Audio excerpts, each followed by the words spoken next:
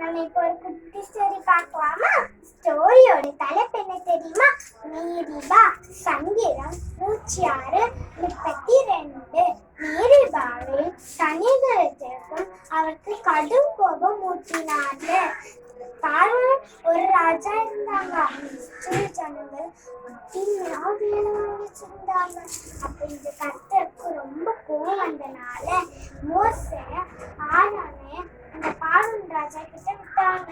அப்ப இந்த மோசே ஆரோனால இந்த இஸ்ரேல் ஜனங்களை வனாந்தரத்துல 3 நாள் பண்டிகை கொண்டாட விடணும்னு உடனே இந்த மோசேயும் ஆரோனும் இஸ்ரேல் ஜனங்களை சீன் வனாந்தரத்திலிருந்து காதேஸ் வனாந்தரத்துல நடந்து குடிச்சு போயிட்டு இருந்தாங்க. அப்ப இந்த இஸ்ரேல் ஜனங்களுக்கு ரொம்ப தண்ணி தாகமா இருந்துச்சா.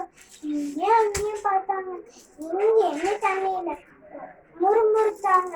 உடனே இந்த மோசைக்கு ரொம்ப கோவம் வந்தனால கர்த்தர்கிட்ட போய் முகம் குப்புற விழுந்து கிடந்தாங்க.